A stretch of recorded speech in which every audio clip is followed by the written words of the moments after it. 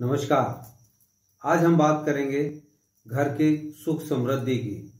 घर में तनाव, घर में कलेश, पति पत्नी के बीच झगड़े, तलाक, पुलिस, कोर्ट कचहरी, यहाँ तक ये सारी नौबत आ जाती है। आजकल कितना प्यार, आप परिवार को उठा के देखिए, घरों को उठा के देखिए, उन लोगों के बीच कितना प्यार है। एक दूसरे से आगे बढ़ने की, एक दूसरे को दबाने की होड़ लगी होती है। आजकल पति पत्नी के बीच, बच्चों के बीच इतना सारा तनाव है। बच्चे माता पिता की रेस्पेक्ट नहीं करते, पिता की रेस्पेक्ट नहीं करते, माता की रेस्पेक्ट नहीं करते, टीचर की रेस्पेक्ट नहीं करते। आज के दौर में इन सारी चीजों को एक आम बात हो चुकी है। इस सारी चीजों को बड़े गौर से देखिए। मैं आज इन सारी चीजों पे आपके सामने डिस्कस करने वाला हूं, ये बताने वाला हूं। यदि आपने इस पूरे वीडियो को ध्यान से देखा और सुना तो आप अपने जीवन से बहुत सारे कांटों को निकाल कर फेंकने में सफल हो जाएंगे। बहुत छोटी छोटी सी चीजें हैं। आज पति पत्नी के बीच जो रिश्ते हैं, इन्होंने पूरे स्तंभ को जगह दे रखी है। इन सारे कांटों को एक जगह दे रखी है। छोटी छोटी सी चीजों को समझने की आवश्यकता है। आपके परिवार पे, आपके बच्चों पे, उस घर में रहने वाले बड़े बुजुर्गों पे, हर पूरी पीढ़ी पे, हर एक व्यक्ति के अंदर इन सारी चीजों का असर पड़ता है। छोटी छोटी सी चीजें हैं, उन्हें समझ लीजिए। मैंने बहुत सारी वीडियोस देखी हैं, ऐसी ऐसी चीजें देखी हैं जिनमें कई सारे वीडियोस में कहा है, कई महिलाओं ने, कई पुरुष हैं, उन्होंने कहा यदि किसी के बीच ऐसा चल रहा हो तो उनको रिश्ते खत्म कर देने चाहिए। आप मेरी पूरी वीडियो को ध्यान से देखिएगा और फिर मुझे बताइएगा, और कमेंट जरूर करके मुझे बताइए, मुझे फोन करके बताइएगा। स्क्रीन पे मेरा नंबर आपको मिल रहा है, आप उस पर मुझे फोन करके बताइएगा कि मैंने आपसे वहां पे कौन से शब्दों को गलत कहा है और आपको कौन सी चीजें अच्छी नहीं लगी है।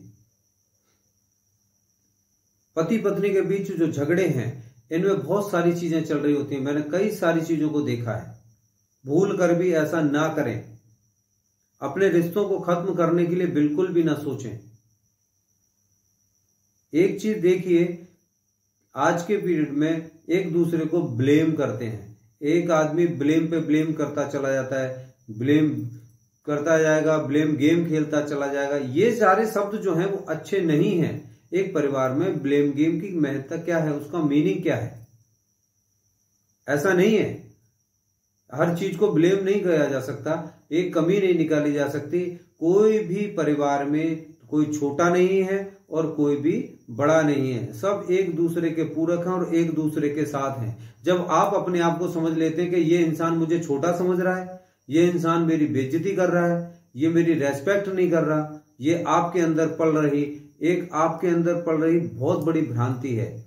आपके अंदर पल रहा एक बहुत बड़ा बीज है जो आपके ऐसे कांटे पैदा करेगा जो सिर्फ आपके जीवन में चुभेंगे और चुभना शुरू हो जाते हैं। दूसरी बात, घर में एक और चीज देखिएगा, थर्ड पार्टी को इन्वॉल्व मत करो, किसी तीसरे व्यक्ति से बात मत करो। एक बात बताइए, जब एक पत्नी अपने पति की बातों को अपनी सास से, ससुर से, नंद से जब करती है, तब वो थर्ड पार्टी नहीं है। जब वही पति यदि अपनी माता से, अपनी बहन से, या अपने सास से, अपने ससुर से, जिस किसी को भी लगता है वो थर्ड पार्टी से बात कर रहा है, तो वो थर्ड पार्टी कहलाती है। लेकिन ये थर्ड पार्टी की नौबत क्यों आई? आपने कभी सोचा ये थर्ड पार्टी की नौबत क्यों आई? थर्ड पार्टी की नौबत तब आई है जब एक दूसरे से दोनों बैठ के बात नहीं करते, दोनों एक दूसरे की बात को समझने का प्रयास नहीं करते, और यही चीज दूरियां बढ़ाती चली जाती है, और यही आपके यहाँ पुलिस, कोर्ट कचहरी, तलाक और इतने बड़े तनाव का कारण बन जाती है। और इन सब का असर आपकी फैमिली पे, आपके बच्चों पर भी होता है। इसीलिए कहा गया कि एक साथ सप्ताह में एक दिन सारे लोग एक जगह बैठ के भोजन करें। शाम को 1 मिनट, 5 मिनट का समय निकालने के बाद एक दूसरे से अंताक्षरी खेलें। कोई श्लोक सुनाता है, कोई चुटकुले सुनाता है, सब हंसी मजाक करिए। 5 मिनट बैठ के पूरे परिवार को एक साथ अपने इन सारी चीजों पे ध्यान देना चाहिए। फिर एक और सबसे बड़ी बात आती है, एक दूसरे की रेस्पेक्ट नहीं करते, आपस में गालियां देते हैं। पत्नी ऐसा करती है, पति ऐसा करते हैं कि उसकी पत्नी गालियां देती है, कि पति गालियां देता है। ध्यान रखिए, जब आप किसी को इरिटेट करेंगे, जब आप किसी को समझने का प्रयास नहीं करेंगे, वो भी एक सामने वाला इंसान है, उसको भी इरिटेशन होगा। आप किसी बात को समझने का प्रयास तो करें। आप दोनों गाड़ी के दो पहिए हैं, स्कूटी बाइक के दो पहिए हैं, आपको एक साथ चलना पड़ेगा, एक दूसरे को समझना पड़ेगा। उसके बाद फिर कहते हैं कि ये हमसे जलन करते हैं, जेलसी करते हैं। क्यों? एक बात बताइए, पत्नी आगे बढ़ती है, पति आगे बढ़ता है, बच्चे आगे बढ़ते हैं, घर का कोई भी सदस्य आगे बढ़ता है, इसमें जेलसी करने वाली कौन सी बात होती है? ये तो आपके जीवन के गाड़ी के सारे पुर्जे हैं। जब तक ये ठीक रहेंगे तब तक ये गाड़ी चलेगी। गाड़ी के चारों पहिए हैं, यदि कोई सा भी टायर आपका पंचर हो जाएगा, गाड़ी आपकी खड़ी हो जाएगी। कोई एक व्यक्ति ये ना सोचे कि मुझे कोई बाहर वाला आदमी आपको सपोर्ट करेगा। ये समाज है, मैं आगे बताऊंगा आपको। ये जो फिर उसके बाद कहते हैं, जो पास्ट में बीता हुआ होता है, जो पीछे आपके यहां चल रही होती हैं, कि आपकी मम्मी ने, आपकी बहन ने, आपके ससुराल में, आपके घर में, आपके भाइयों में, या आपने पीछे ये किया, बार बार उसी बात को दोहराना जीवन भर दुख देगा। फिर इन सारी चीजों में जो आपके यहाँ आ रही होती है, जितनी भी खुशियां आ रही होती है, जितने भी त्योहार हो रहे होते हैं, जितनी भी चीजें आपके यहाँ आ रही होती हैं, आप उन छोटी छोटी सी चीजों पर भी खुशियां नहीं बनाते, आप उनको थैंक्स नहीं बोलते, गॉड को भी धन्यवाद नहीं देते। आप सिर्फ एक कमियां अपने जीवन में प्रदर्शित करते रहते हैं कि हमारे यहाँ ये नहीं है, हमारे साथ ऐसा नहीं होता, उसने हमारे साथ ऐसा नहीं किया, हमारे से रेस्पेक्ट नहीं की, हमसे जलते हैं, हमारे से बात नहीं की। अरे भैया, आप दोनों लोग आपस में बैठ के एक चीज तो देखिए, जो भी व्यक्ति, दोनों में से जिस व्यक्ति को ऐसा लगता है कि वो ऐसी बातें सोचता है या ऐसा उसके साथ हो रहा है, पहले उसको कदम बढ़ाना चाहिए। वो अपने अंदर से वो सारी चीजों को निकाल के बाहर फेंक दे और वो खुद कदम बढ़ाए और उससे बात करने का प्रयास करे। वो व्यक्ति उससे जरूर बात करेगा। जिस व्यक्ति को लगता है कि वो मुझसे जलता है, मेरा पति या मेरी पत्नी या मेरे बच्चे मुझसे जलते हैं, ऐसे उस व्यक्ति को अपनी जलन को निकाल के उसके साथ खड़े हो जाना चाहिए। आपको एक डायरेक्शन देना, एक घर में किसी भी व्यक्ति का डायरेक्शन देना, पति की लाइफ में पत्नी का डायरेक्शन देना गलत नहीं है। पत्नी को भी अपने पति की चिंता है, पति को भी अपनी पत्नी की चिंता है। दोनों लोग एक दूसरे को यदि डायरेक्शन दे रहे हैं, उस घर में उन सारी चीजों को डायरेक्शन दे रहे हैं, तो वहां उसको न तो ब्लेम किया जा सकता, न ही उसको गलत डायरेक्शन कही जा सकती, न ही उसको जेलसी कही जा सकती, न ही उसको अनरेस्पेक्टेड कहा सकता, और न ही उसको कमियां निकालना कहा जा सकता। क्योंकि आप जिन चीजों को देख रहे हैं, बहुत सारी चीजें ऐसी हैं जिनके अंदर आपको पता नहीं है, जिनको अच्छा किया जाना चाहिए। दोनों एक दूसरे को देख रहे हैं और दोनों उस चीज को आगे बढ़ाने के लिए तैयार भी हैं। कोई भी एक आदमी अकेले उसको नहीं बढ़ाया जा सकता। अभी जब तक ये समझ में आती है कि जब तक हम सारे लोग साथ होते हैं, एक दूसरे के साथ होते हैं, जब ये अलग हो जाते हैं, उस चीज के भाव तब पता चलते हैं। घर में जितनी भी महिलाएं हैं, उनको अपने पति के प्रति, उन बच्चों को अपने पिता के प्रति आदर भाव, सत्कार, सम्मान सिखाना चाहिए। उनको गलत चीजें नहीं बतानी चाहिए।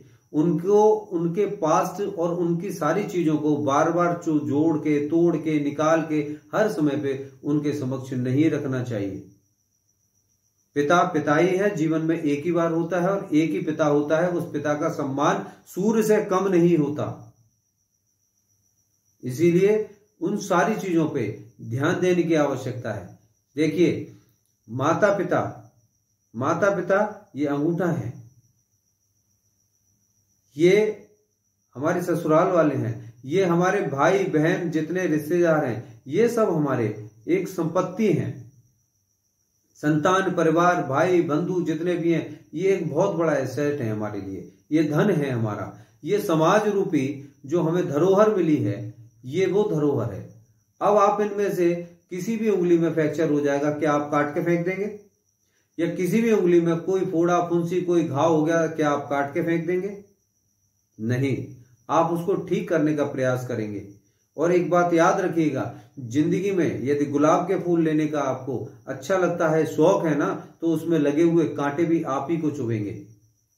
ना आप प्रकृति से उन कांटों को और फूलों को अलग कर सकते, ना ही इस समाज से, ना ही इस जीवन से, ना ही अपने इस अंग से किसी भी अंग को अलग नहीं कर सकते। आप अपने तन से किसी भी अंग को अलग नहीं कर सकते। इसी प्रकार ये पूरा समाज है।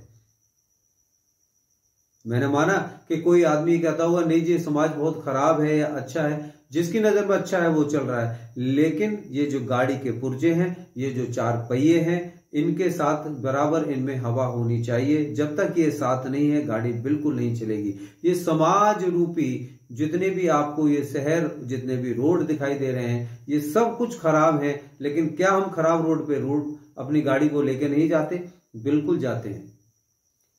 अपने जीवन में थर्ड पार्टी को सदैव एक स्टेपनी की तरह मानना कि गाड़ी पंचर हो जाए तब वो हमारे काम आएंगे, लेकिन वो चार पहिए जो हैं वो चार पहिए आपके अपने हैं।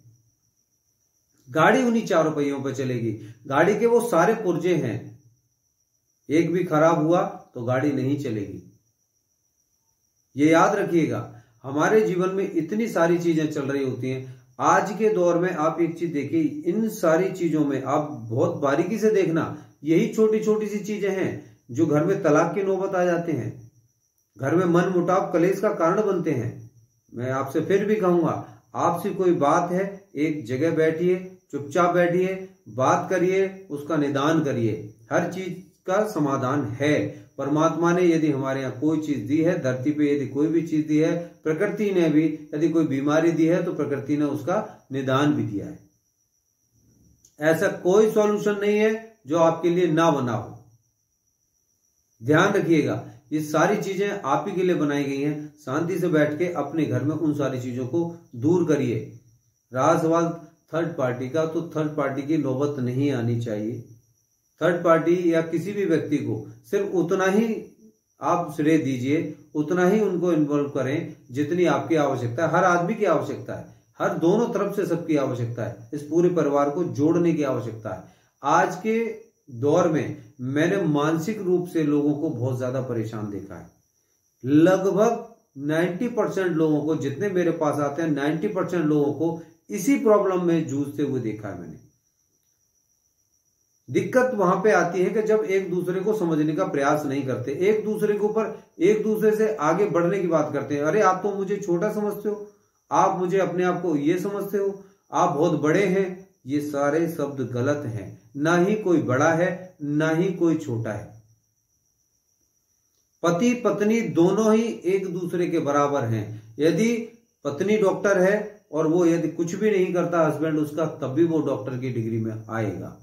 लेकिन पति के साथ भी पत्नी, जहां पति की ग्रोथ है वहीं पत्नी खड़ी है तो उसकी भी ग्रोथ है। बच्चे हैं, सफलता में सबका प्रयास होना चाहिए, सबका साथ होना चाहिए। सारे लोग एकजुट होके अपने लिए एक सफल मार्ग की तरफ चलना शुरू करें। हाँ, इतनी सारी चीजें जिस किसी के अंदर भी हैं वो इन चीजों को निकाल के फेंकने का प्रयास करें। और इन सब के बावजूद भी आपके जीवन में कहीं कोई अंधकार है तो एक बात सबसे पहले ध्यान रखिएगा, आपके जीवन में जिनके यहां भी ये सारी चीजें हों, उनके मंगल और चंद्रमा दोनों खराब होंगे। आपकी कुंडली में बैठे हुए इन 12 घरों के अंदर, ये 9 ग्रहों में कुछ 2, 3, 4 ग्रह आपके ऐसे जरूर होंगे जो आपको आपके जीवन में समस्याएं पैदा कर रहे हैं, जो आपके इन रिश्तों को तोड़ रहे हैं। कहीं ना कहीं आपकी कुंडली में पत्नी के भाव में, पति के भाव में, जो आपके पार्टनरशिप के भाव में, ये सारी चीजें जो ग्रह बैठे हुए हैं वो कहीं ना कहीं मार्केश होंगे, पाप ग्रह होंगे या पाप ग्रहों की दृष्टि से ग्रस्त होंगे। इसीलिए आप छोटे छोटे से उपाय करके भी उनको अच्छा कर सकते हैं। मैं कह रहा हूं छोटे छोटे से उपाय। यदि जिसकी समस्या है मेरे पास आओ, मैं बताता हूं 40 दिन आप कर लीजिए। मेरा चैलेंज है कि 40 दिन आप कर लीजिए और 40 दिन के बाद आपको रिजल्ट ना मिले, आप मुझसे फीस डबल वापस लेके चले जाएं। आप लोगों को 40 दिन उपाय करने के लिए कह रहा हूं। 40 दिन आप अपने छोटे छोटे से उपाय कर लीजिएगा, फिर आप मुझसे आके कहिएगा कि नहीं हमारे जीवन में परिवर्तन नहीं हुआ। ऐसा हो ही नहीं सकता। आपको वही जिंदगी अच्छी लगेगी, वही परिवार अच्छा लगेगा, वही घर आपको अच्छा लगेगा। जरूरत है अपने आप को समझने की, अपने आप को बदलने की और अपने आप को उस रास्ते पे लाने की। किसी के ऊपर ब्लेम करने की आवश्यकता नहीं है। जरूरत आपको स्वयं को बदलने की है। या आपके जीवन में छोटे छोटे से ग्रह आपके पूरे घर को, पूरे परिवार को, आपके पूरे जीवन को खुशमय, सुंदर और सफल बनाएंगे। आपके अंदर प्रेम पैदा होना चाहिए, आपके अंदर प्रेम करने की भावना होनी चाहिए, एक दूसरे को आगे बढ़ते हुए देखने की भावना होनी चाहिए। मेरे स्क्रीन पर नंबर दिए गए हैं। जिस किसी को कोई भी प्रश्न पूछना है, किसी को मेरी बातें गलत लगी हो, मुझे डायरेक्टली फोन करके मुझसे बात कर सकते हैं। और आप लोगों को जिनके अभी ऐसी कोई भी समस्या है या इसके अलावा भी जीवन में किसी को भी कोई भी समस्या है, मेरे स्क्रीन पर नंबर दिया है, मेरा अपॉइंटमेंट लेके मुझसे मिल सकते हैं, मुझे मैसेज कर सकते हैं, मुझे कमेंट बॉक्स में कमेंट भी लिख सकते हैं।